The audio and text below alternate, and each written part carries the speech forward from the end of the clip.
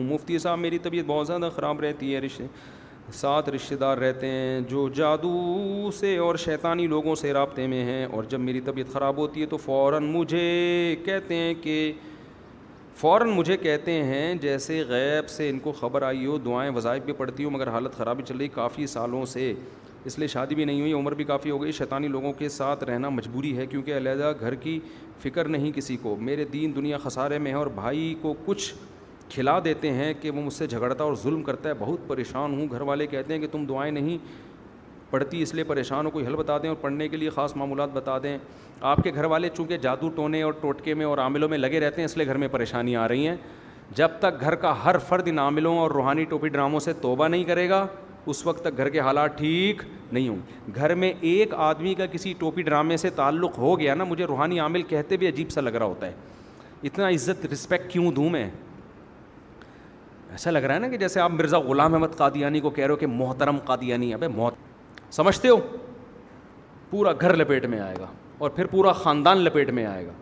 ایک خاتون کا فون آیا کہ مجھے گھر میں طبیعت خراب ہوتی تھی، میں کسی روحانی عامل کے پاس گئی، اس نے کہا تم، اور کسی مفتی کے پاس گئی، دیوبندی مفتی تھے وہ، انہوں نے کہا کہ یہ تمہارے اوپر یہ کیا ہوا ہے تو فلانا کیا ہوا ہے، تو میں نے علاج کرانا شروع کیا، میں ٹھیک ہو گئی، لیکن میری سانس اب پتہ نہیں 1-1 فٹ اچھلتی ہے بستر پہ جب اس کی طبیعت خراب ہوتی ہے نا، تو اب میں ان کو لے کے جا رہی ہوں۔ میں نے کہا آپ کی سانس کے ٹھیک ہوتے ہی سسر 2-2 فٹ اچھلیں گے انشاءاللہ، حقیقت۔ ابھی سسر سکون سے اس لیے بیٹھ رہے ہیں کہ اچھل کون رہی ہے؟ سانس اچھل رہی ہے، وہ ٹینشن میں ہے، جیسے ہی وہ سکون میں آئی تو ٹینشن پارسل کرے گی وہ، پھر سسر کیا کریں گے؟ وہ اچھلیں گے 4-4 فٹ۔ سسر کے ٹھیک ہونے سے پہلے گھر میں کوئی اور پھر خاندان کا 6-6 فٹ اچھلے گا۔ میں نے کہا اب آپ اپنا خاندانی نام رکھ لیں اچھل کودوی، لوگوں کے نام ہوتے ہیں نا بھائی، نام ہوتے ہیں نا خاندانی نام، تو اب یہ اچھل کود قیامت تک کے لیے آپ کے خاندان میں چلے گی، کیونکہ آپ کا تعلق ہو گیا روحانی عامل سے، جن چڑیل بھوت اتارنے والے سے۔ اب زندگی بھر کے لیے ان جھمیلوں میں، آپ نے دیکھا ہوگا کچھ لوگوں کے انگوٹھے پہ دھاگا بندھا ہوا ہے، کچھ کے یہاں بندھا ہوا ہے، یہاں کچھ باندھا ہوا ہے، ادھر کچھ باندھا گیا ہے، وہ فلیتے پلیتے زندگی بھر کی ان کی کیا ہے؟ ٹینشن۔ وہ فلیتے نکلتے بھی نہیں ہیں، اصل میں لفظ ہے فتیلہ، فتیل کہتے ہیں دھاگے کو نا، یہ بڑا مہذب لفظ ہے، تو ہمارے حضرت اس کو بگاڑ کے پڑھتے تھے فلیتا، تاکہ اس کی نفرت لوگوں کے دل میں بیٹھے، فتیل نہیں کہتے تھے فلیتا، پھر حضرت نے اس کو بنا دیا پلیتا، کہا کہ اس کی جتنی انسلٹ کرو اتنا اچھا ہے۔ تو فلیتے پلیتے بندے ہوئے ہوتے ہیں، یہاں دھاگا ایک، ادھر دھاگا ایک، ادھر نکالو پتہ نہیں، ادھر کوئی تعویذ، ادھر دھاگے، پھر وہ یہ جو آدمی ایک دفعہ ان چکروں میں پڑا زندگی اس کی ہمیشہ کے لیے ہوئی برباد۔ ایک دفعہ نا ان کو جھٹک دو ایسے کر کے، بولے اے اللہ میں بیمار ہو جاؤں، ٹھیک ہو جاؤں، جن آئیں، چڑیل آئیں، بھوت آئیں، جادو آئے، ٹونا آئے، میں نے روحانی عاملوں کے پاس نہیں جانا، تو مجھے ٹھیک کرنا چاہے کر دے، ورنہ میں اسی میں مرنے کے لیے تیار ہوں، مر جاؤں گا، میں نہیں جاؤں گا۔ جب تک یہ جذبہ نہیں ہوگا آپ کی جان ان چڑیل اور بھوتوں اور جادو سے نہیں چھوٹے گی، یہ بتا دوں میں۔ اور سنت جو رقیہ ہے، سورہ فلق سورہ ناس پڑھ کے رات کو دم کیا کرو اپنے اوپر، آیت الکرسی پڑھو۔ بہت زیادہ آپ نے علاج کرانا ہے، مسجد کے امام کے پاس چلے جاؤ، امام صاحب آپ 5 وقت کے نمازی ہیں، ہم سے اچھے ہی ہوں گے آپ، تو آپ آیت الکرسی پڑھ کے ہم پہ دم کر دیں، بس۔ سمجھ میں آ رہی ہے بات؟ لیکن اگر امام کا کام ہی ہے یہ روحانی ٹوپی ڈرامہ ہے تو پھر نہ جاؤ اس کے پاس، کام یہ نہ ہو پھر کر لو آپ، بھائی دم تو کوئی بھی کر سکتا ہے نا، تو اس کے پاس چلے جاؤ، رقیہ، آیت الکرسی پڑھ لے، سورہ فاتحہ پڑھ۔ اس سے آگے اگر آپ بڑھے تو چاہے دیوبندیوں کے باپ کا خلیفہ ہو، چاہے تبلیغی جماعت میں ریونڈ میں بیٹھتا ہو، چاہے اہل حدیث ہو، چاہے بریلوی ہو، میں ممبر پہ اتنی بڑی بات کر رہا ہوں لیکن لوگوں کو سمجھ میں مخالفت بول رہا ہوں، میرے خلاف ہو رہے ہیں کہ اتنے کانفیڈنس کے ساتھ تم ایسے لپیٹ دیتے ہو، تو کچھ ہے تو لپیٹ رہا ہوں نا اتنے کانفیڈنس کے ساتھ، یہ میرا کیوں نہیں بگاڑتے روحانی ٹوپی ڈرامے؟ 2-4 چڑیلیں بھیج دینا یار، 2-4 بھوت بھیج دیں ہمارے اوپر بھی، یہ 20 سال سے میں چیلنج کر رہا ہوں، ان تلوں میں تیل نہیں ہے، اور یہ حیران ہوتے ہیں یار یہ اتنے کانفیڈنس کے ساتھ ہماری پول پٹیاں کھولتا کیسے، اس کو بتایا کس نے؟ صحیح ہے نا؟ آپ تو سوچ رہے ہو کہ یار یہ مفتی صاحب مخالفت میں مبالغہ کر رہے ہیں، روحانی عامل کہتے ہیں یار ایک بندہ ہے جس کو ہمارے اندر کا کیسے پتہ چل گیا، تو یہ اندر سے ہو رہے ہوتے ہیں یار اس بندہ یہ جو کہہ رہے ہیں ہم ہیں واقعی، ہم سچی مچی کے ایسے ہی ہیں، کچھ بھی نہیں ہے ہمارے پاس، کہتے ہیں نا علوم ہے، علوم جس کے پاس کوئی علم نہیں ہوتا نا اس کو علوم کہا جاتا ہے, علوم کے سمندر. اس کا مطلب کچھ بھی نہیں ہے, پتہ نہیں کیا علوم ہے, کدھر بیٹھ کے تو نے کون سی یونیورسٹی میں کون سا سلیبس کہاں سے سینہ بسینہ چلا ہے, ٹوپی ڈرامہ A to Z فضول. تو جن چڑیل بھوت کا کوئی علم نہیں ہے میرے بھائی. آج کل تو ویسے بھی نہیں ہے, شاید کوئی پرانے زمانے میں کوئی ہوتا ہوگا, آج کل تو بالکل بھی نہیں ہے. تو اس لیے سیدھا سیدھا بیٹھ کے نا رقیہ وقیہ بس یہ سورہ فلق سورہ ناس یہ کر لیا کرو, آیت الکرسی. مسجد کو نیک آدمی سے دم کا زیادہ فائدہ ہوتا ہے, جنات اس سے ڈرتے ہیں. ہم تو نیک بھی نہیں ہیں, مشہور ہیں, نیک مشہور ہو گئے نا, تو جنات میں بھی انسان مشہور ہو جاتا ہے. تو مجھے تو کس بندے کا جن چڑھا ہوا تھا, تو میں گیا تو وہ جن میرے سے بحث کر رہا ہے نا, میں تیرے کو چھوڑوں گا نہیں. میں نے کہا تیرے باپ نے ایسی کی تیسی تو دیکھتا ہوں میں نے ایسے آستینیں چڑھا لی. تو ان سے اسی اسٹائل میں بات کرو تو یہ ایسے ہوتے ہیں. اگر آپ ڈر گئے نا, اچھا میں کسی عامل کو فون کر رہا ہوں, جن سمجھ جاتا ہے بیٹا میری دال کہاں گلے گی, یہاں گلے. جن جب بات کرے نا آپ سے ایسی کی تیسی, آپ بولے تو سالے تو پتہ نہیں ہے تجھے میں کون ہوں, اندر سے بے شک کپ کپا رہے ہو آپ.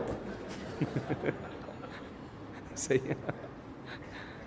تو ایک صاحب کو خواب آتا تھا, انہوں نے مجھے بتایا میں نیند اور بیداری کی حالت میں ہوتا, میرے پاس ایک شیطان آتا, جن آتا, مجھے یوں کرتا اور میں گھبرا کے آیت الکرسی پڑھ رہا ہوں اور میں یہ پڑھ رہا ہوں اور میری آنکھ کھل جاتی, وہ جن مجھے بہت تنگ کر رہا ہے, تو آپ مجھے کوئی وظیفہ بتائیں.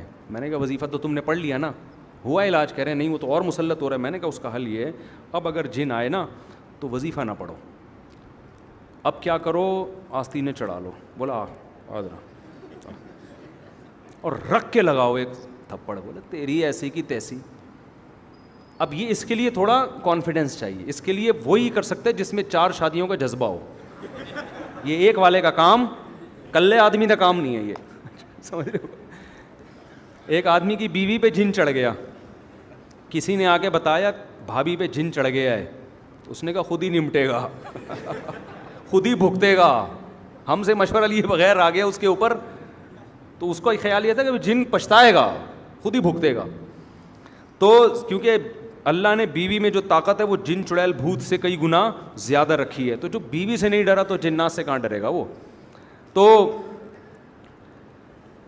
کبھی بھی ایسا ہو نا کوئی چڑیل بھوت کوئی یوں رکھ کے لگاؤ تھپڑ, وہ دفع ہو یہاں سے, وہ بھاگ جائے گا اور آئندہ کبھی بھی نہیں آئے گا. تو ان صاحب کو میں نے کہا اب آئے نا تو آپ نے کیا کرنا ہے, یہ دماغ میں تو نیند میں تو یاد نہیں رہتی باتیں, لیکن آپ نے کیا کرنا ہے, آپ نے رکھ کے لگانا ہے ایک تھپڑ.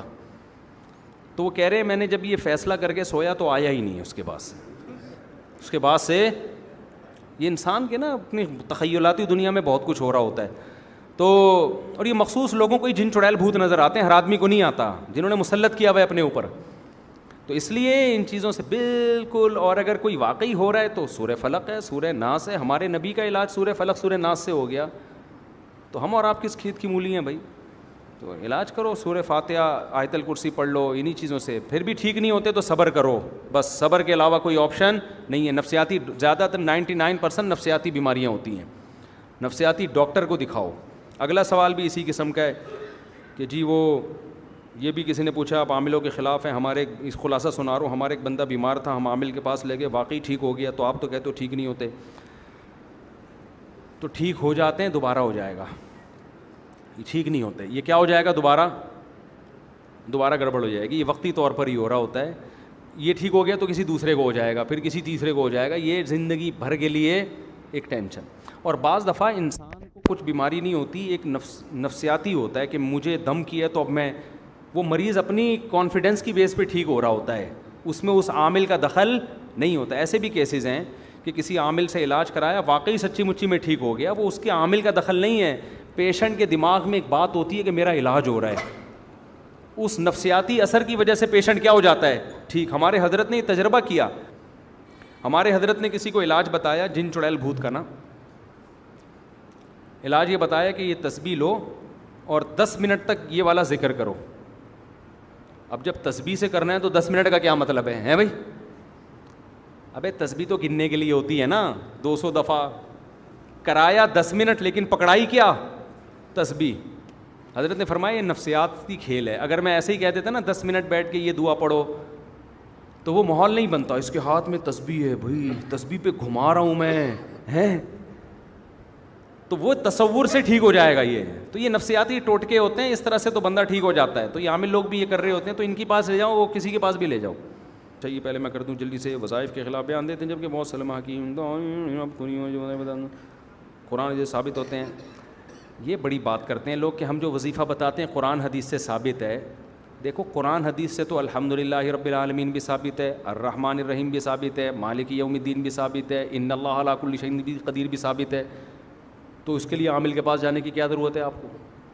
وہ منتخب آیت لائے گا تو بولو یہ اس موقع پر یہ والی آیت کہاں سے ثابت ہے, یہ سوال پوچھو اس سے.